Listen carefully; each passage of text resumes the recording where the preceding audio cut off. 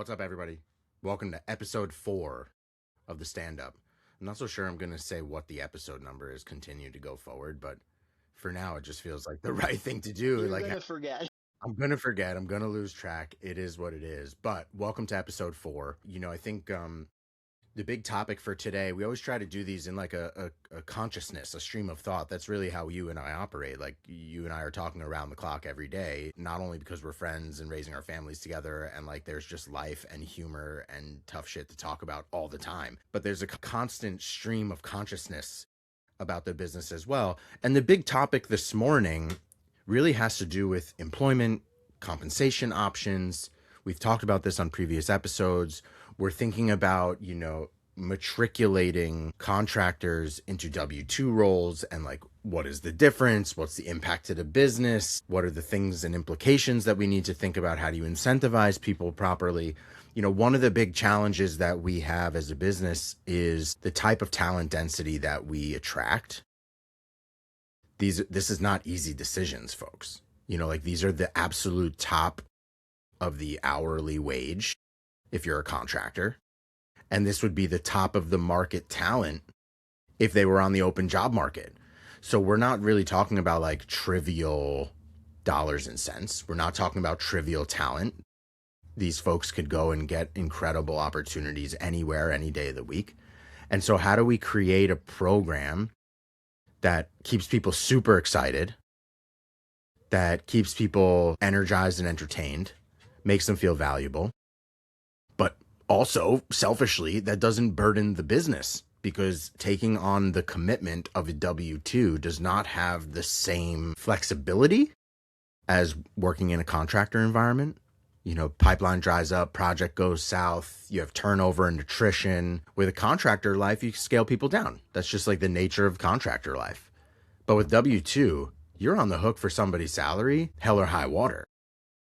And so I don't really want to face the dark side of all of that. I have faith and belief in the fact that we're going to build a business that really works and can sustain people's W-2s.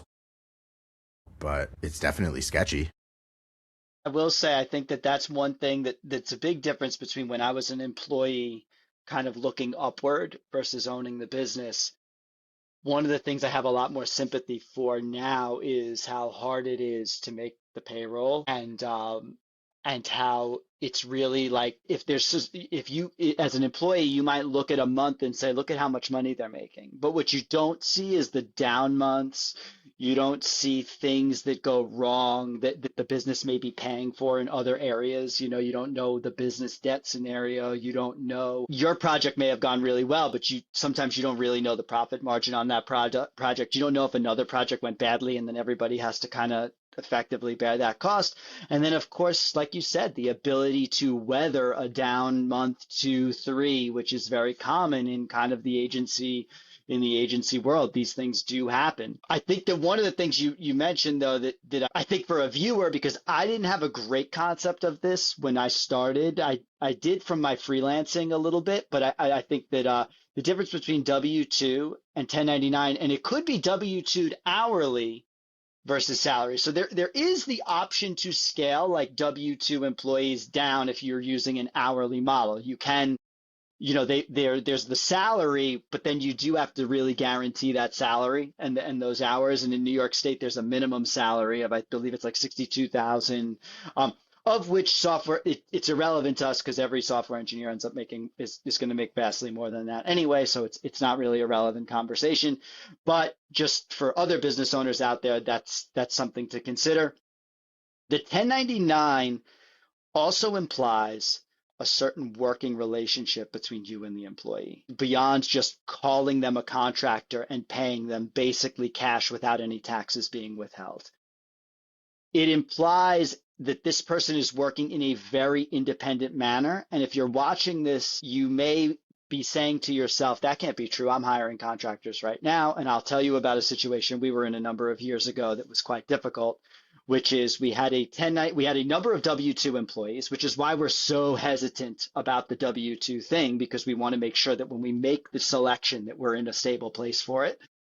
But we had some 1099 employees also, and they're not employees, first of all, already using the wrong term. We had contractors, and they they went and claimed unemployment after we had a downturn in business. And ultimately, we lost the case for them. So I'll let you know we had a contractor agreement with these people, with this person. We had a full contractor agreement that said they wanted to be a contractor. We had a conversation with them where we offered them W-2 employment and they chose to be a contractor, which is another pitfall because the employee is not allowed to choose how they want to. I thought I was being a good person at the time. Like they want to be a contractor, they want to run their own business. That is not what dictates at all, because that was also in the evidence packet, so to speak. So you have to be careful of that. So we had the agreement. The person had a conversation on the books. The person even told New York State that they were a contractor and they were a freelancer and that's how they were, but they wanted unemployment. They were unaware that there was a difference. The way that this bit us is we ended up having to pay the back taxes for the unemployment, which you would have been paying all the time through the W-2 wage, which was typically easier than having to like now go retroactively back a number of years and make that in lump sum. But they will come and recategorize every single 1099 employee you've ever had through the period that's been contested, and you will have to pay back unemployment taxes for all of them, regardless of if they are making a claim or if they were actually 1099 employees. Is do not get caught with this situation. If you have a lot of tens and you are starting to tread the line of are they or aren't they an employee, you do need to convert them to W-2. I would not recommend, and do not let them make the choice. You as the employer dictate this. So what really the conversation should have been was, hey, I need to move you to W-2. This is the new salary or the new hourly, and we're going to be paying you through a W-2. And if they're not happy with it, you can have a conversation, and like, because they were not really happy with taxes being with, again, it's just, you're probably watching this going, oh, you're such an idiot. And honestly, I felt like an idiot after the fact too. I just thought I was being a nice person. Other things that we had done though is we were doing one-on-ones with contractors. We were doing like not really performance reviews, but we were doing reviews and making them a part of the team. We invited people to the Christmas party, all of which was used against us when it came time to say, was this or wasn't this a W-2 employee? So you may think, and I've seen posts on LinkedIn of contractors saying, I want to feel more like a part of the team. You can't even do that legally because you can use that against the employer. So now we do have people, we're in this situation, we have to convert them. And so now we want to come up with a system to do this, one, which we have talked about last episode, profit sharing. This is more about the performance side, like regular meetings, performance reviews. What are the expectations? What are our expectations? Because your expectations of a contractor is typically, hey, you are your own business. You just get the work done. And I don't need to be involved in that at all. Like that's kind of the relationship that the state dictates. But Justin, now I'm interested in your thing, which is how do we think about this new world in terms of the operation? Well, I think we have some interesting things to contemplate about how you structure employment versus a contractor's experience. One of those things is the constant feedback loop for an employee as it meets their development goals. And what I mean like that is it's professional and career development, not engineering. We talk about that word muddied all the time. So how do I create a system which gives constant feedback, which continues to make progress towards OKRs or goals that we mutually agree on that are going to drive value to the business? How do we create an incentive plan that they can participate in? We were talking about profit share, but there are other things that are included in the benefits package. Things like 401k match contribution, things like unlimited paid time off is an incentive that we offer. Things like stipends to new equipment, travel expenses, gifts, entertainment, like all sorts of things that come included. And then you have healthcare. So like there's a big thing in like moving somebody from a contractor who's really responsible for their own dollar, their own tax burden, their own experience as a sole proprietor, and then taking on that individual in a W-2. And so we do this very strategically, and not every individual is treated the same. We also try to look at what motivates people. What are the things that people enjoy? For example, you take two different people. One person is looking for ultimate flexibility in their lifestyle. They want to work They want to what is it, work to live but not live to work. But you have the other person which might want to live to work, and like they just want to feel like they have 8 to 10 hours every single day locked into the computer and like know exactly what their goals are. So in creating this program operationally, I have to think about like, in a small shop, this isn't the same for like a large enterprise company, 500, 2,000 people, whatever it might be. Those are more systematized, and everybody kind of fits into the same performance review bucket, peer review bucket, natural progression towards bonuses and raises and title changes.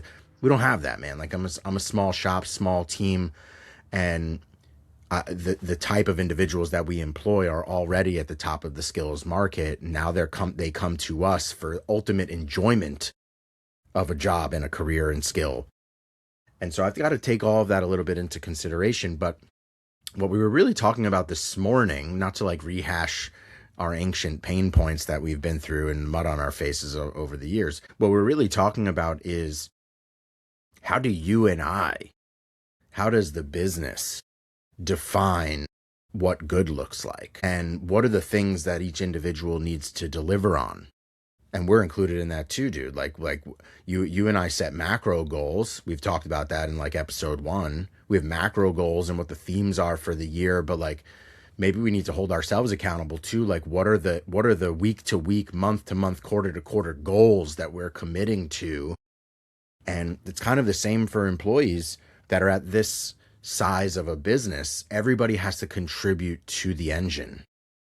And so we're now trying to figure out the balance between incentivizing people and their commitment and measuring the output of those commitments.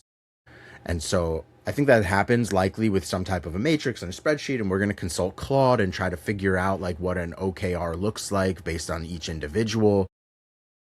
But I also do think that there are just some general basic things that we require. I don't want to say expect, but like that we require from W-2s that are different from contractors. And, this is the current contemplation that you and I have, which is like, if I'm going to offer people W-2, or if I'm going to retain somebody for the long term on a W-2 and not just look to turn them over and hire somebody new to fill the position, how do I give them a roadmap for achievement? What are the things that we should be putting on that roadmap that are valuable to the business, valuable to their career growth, that don't give us the question in our brains of like, is this person actually contributing valuably to the system? They might be valuable to themselves or to their tiny book of business, but to the overall macro of the business, how are they impactful?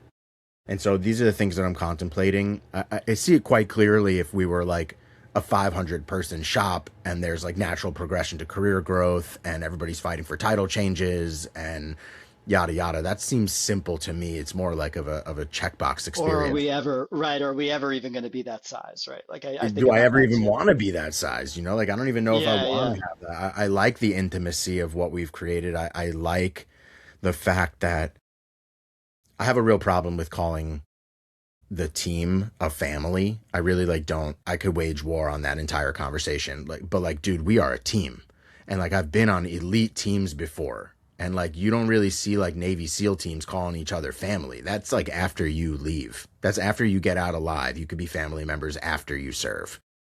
But Mhm. we're a team, which is almost more strategic, more valuable, more intense than being a family. Family, like, cool. We'll air shit out. I'll see you around the dinner table. Like, I'll take 2 weeks off if we have a problem and just need to.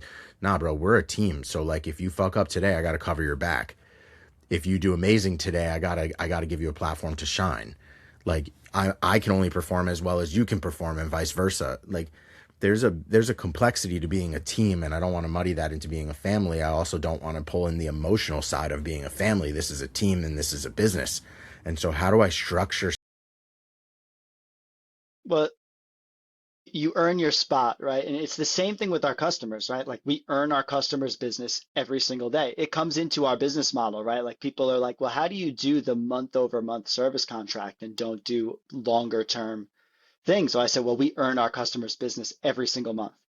And so to me, if I'm not the absolute best option for you, you have the option to cancel every 30 days, right? And so like For me, I want that to always be in the culture here, which is we are earning the customer's business, but you're earning your spot on the team the same exact way. But what does it take to earn your spot on the team? For me, numero uno, happy customers. Like my customers got to love the people that are on the project, and there are times when you get bad customers, and we've dealt with them before, and I've fired customers on 3 or 4 occasions now, and I've just never, and I've had customers beg to come back, and I will not. So if you're an employee being abused by a customer, that's never going to happen here. Like as soon as I see that, and it's very clear.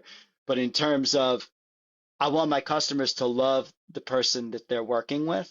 And that's kind of the number one. And it's very different for me. Like, so when I was hiring software engineers in the past, it was a lot of, are you the technical acumen and the cultural fit? I have this difficulty now where I got to see if you're a cultural fit for the customers I think you're going to be working on. So you got to be a cultural fit for the team. You got to have technical acumen, but you also have to have this business analyst side to you that's able to take a customer problem, translate it into code, and be the kind of person where the customer feels they're collaborating with you and not kind of just like, for lack of a better term, just talking to an AI. Like we have to have that intimacy. So I have to think about the team. The team includes the customer. The team includes the customer. If my customer's not happy with you, and that happens enough times, I can't keep you employed no matter what, because that's what I do. I serve them. I'm effectively employed by them. You're employed by them. So that's a big component of this. That's not the same as like building a SaaS business or working on an engineering team where you're just code plus a team of engineers. But this comes back to exactly what I was saying before, which is, what does good look like? So a measurement of good is almost like an NPS score for our customers. Like, are you enjoying this application or not? Yes or no? Thumbs up, thumbs down, double thumbs up, whatever it might be. Like that is a litmus test of delivery, of charisma, of like, is this a good match? So, okay, now we're trying to figure out like, what does good look like? And you got to give people almost like a rubric. My wife's a teacher, that. And when you grade kids they're all different. Even though you're in third grade, you're all different levels. And so how do you create like a standardized rubric to be able to like measure the components of somebody's ability and ultimately deliver a grade or a score? And so I almost think of this as like, what does okay look like? What does good look like? What does great look like? What does mastery look like? And like, you create a rubric, and they can fit into wherever they want. But like, if you are just okay, that maps back to like, you're not necessarily going to see growth in your career. You're not going to see title changes. You're not going to see salary increases other than like a, cost of living adjustment or something like that. It's those folks that are really in pursuit of great and of mastery, that I really want to build a team around. Like, you've heard this a lot. You can't build a team around only A players. I disagree with that. I think that I disagree with that. I just think like I don't want to be part of a team where everybody is not in pursuit of that level of greatness for themselves. If they operate at like a B or a C level for a period of time, like there's other factors, but like at the end of the day, like I want to be working around people that want to push the limit of ability. There's also the idea that they may be an A player in a different company. Right? That's true. Like you may have hired someone who it's just not the right fit, and that could come down to a number of things. We operate, as I just said, like you're an engineer that has to work with people here. That's very different than working at like a different, working on Amazon and the AWS server. It's just a different thing. That position though, right? That you take an amazing, back end engineer that works alone really well, and you put them in this context, they're going to look like a D player. You know what I mean? They're going to be like, yeah, they're getting the work done, but like, man, the customer is annoyed. It's awkward talking to them. They're not interested in the work, that kind of thing. Whereas I take some engineer that maybe would falter at solving some of these like hard, systems level engineering problems, but man, they are dynamite at understanding businesses and product and design and bringing those things together. That's where we operate. So I have to, I use the term engineer is so broad. The type of engineer I need would probably be a D player in a different context. But the A player for us, we got to figure out, and like, how do you test for that? So how do you interview for that? And we have some ideas around that. And then there's the other positions, right? There's the client facing positions that you have to handle. Like, and again, I would argue in that case they really have to be loved by the customer. Um, But in that case, you also have to have the rest of the formula. Like it, great. In my side of the house, you have to bias on personality and like client facing skills. But the rest of that formula are the brilliant basics of running a successful model for customers and for your internal team. And so part of what does good look like for somebody that's not an engineer, like over delivering, doing things immediately. If you say that something is due on the 16th, you have to deliver it on the 10th. Like over achieving expectations, doing things not at the sacrifice of quality for speed, but doing things fast with high quality. That like has to be the balance. There has to be this expectation that an expectation of yourself, not of me, of somebody, but an expectation of yourself that like you're going to clear your board. You're going to be ahead of your team members. You're going to empower them and enable them. You never want one of your team members to feel like there's something missing or hasn't been delivered or something was sloppy, so depending on the role that you have here, what does good look like shifts, which is why I said, like, you're going to have to this is not like one big matrix that like all 500 employees can kind of fit into. You might have one or two that really stand out as high performers, low performers. This is really about like, what does good look like at the individual level? Like by name, what do I expect of you? And it makes the exercise a little bit harder for you and me. Like we really have to think pretty deliberately about the individual, about their skill, about their level of experience over their career. And like, what do we hope that, or expect that role delivers to the business that generates value at all levels? What does good and great look like for those people? it's interesting though. Some of the best people I've ever worked with in any position came from backgrounds that weren't related. One of the best engineers I ever worked with from when they were a junior engineer, an associate, they came from the film industry, like a full liberal arts background, writing, and like they were not mathematical software people. They were incredible at that position. One of the best project managers I ever worked with actually ran bakeries, had zero digital project management experience at all, but man, when they came in, they were on fire. Just like you would never have known this person had never project managed. And like I only found out randomly, they were like, yeah, I ran a bakery before this. And like that was, and like the, I don't know whether it was the skill set transitioning over, or is it that a true A player will just dominate any position? Is my whole thesis just wrong, right? Like an A player like that could, like, I could just, you could parachute this person into anything and they figured out what ultimately it was is they parachuted in, they just knew how to get organized. They had incredible habits of it for getting work done. So there are things when you interview where you're like, what can be learned and what can't be learned? And I would argue a lot of programming frameworks, languages, the things that we're always interviewing for, those can be learned. There's a ton of stuff that can't be learned. How to take a customer that's just irate and not say, well, you're creeping the scope, right to them. Like taking a customer that's irate and like being able to diffuse them, bring them into a new level, solve their problem, and like get out of that. Man, you cannot teach that. Like I cannot, I don't know how to teach that other than to take someone who's been put in that scenario, which is one of the reasons I always say, tell me about your shittiest job, because that's usually a good indicator for me. Those early work experiences that people have in customer service, that's an incredible indicator for me as to whether they're going to be able to not just have the technical chops, but have the human chops that we need as well. Yeah, it definitely is a big piece of the formula. We do this often. You and me almost actually bias the other way on folks. which is like if you're a traditional CS path, we're almost like, oh yeah, you have not been punched in the face by the world enough. So this is going to be a pretty hard, steep climb for you. But the individuals that started with some other type of career or have spent a portion of their life working, dirty, sweaty, client-facing, sales-related jobs, and then move into large technical or niche roles, those often are better acclimatized to this model, which is very much customer facing, very much like you might be in a big team of one or two working on a project.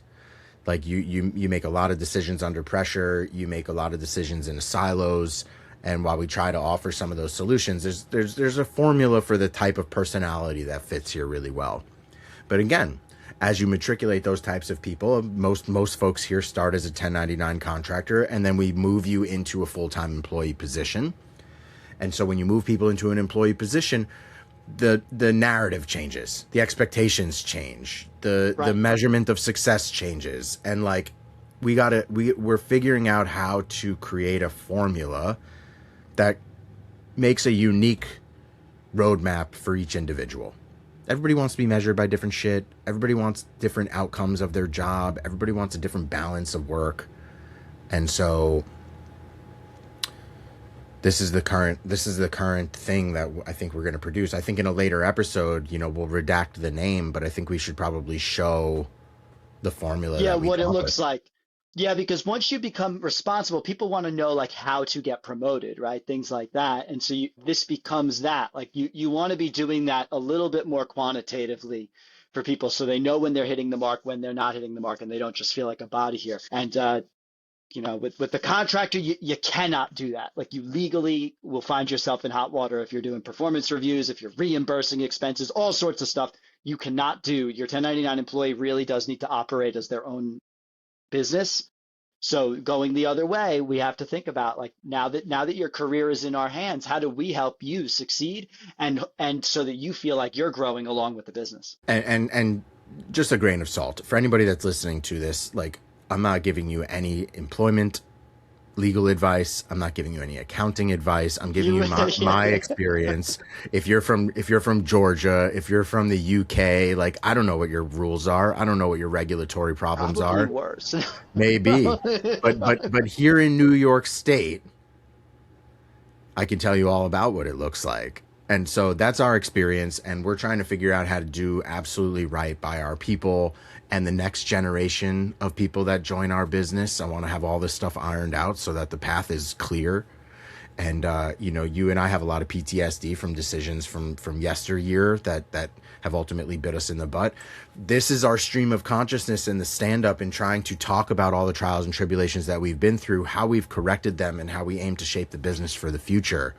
And so this is a topic. This is a big freaking topic for any small businesses, how to provide gainful employment, how to not do it in a way that burdens the business to the point where you and I have to choose whether we can pay ourselves versus our employees versus whatever else scenario, debt, credit cards, whatever requires capital from us. And so this is the real conundrum of the time is how do we create measurable, gameful employment that keeps people here in a long-term basis and has their performance leading right back to business results. And so we are trying to figure out how do we create a program here that not only we love, but that our team loves. Dude, good topic for us to be talking to. I wonder if we'll catch a couple slaps on social media, because it's definitely a topic that everybody's got 2 cents and a comment about. But I want to hear it. I want to, you know what? I want to hear it too, because we're at the this is the beauty. We're at the inception here. We've made no real decisions yet. So like, that's why I want everybody's kind of feedback. That's the goal of the stand up here is build in public. That's right. So, thanks for joining this episode, dude. Always. Peace. See you guys tomorrow.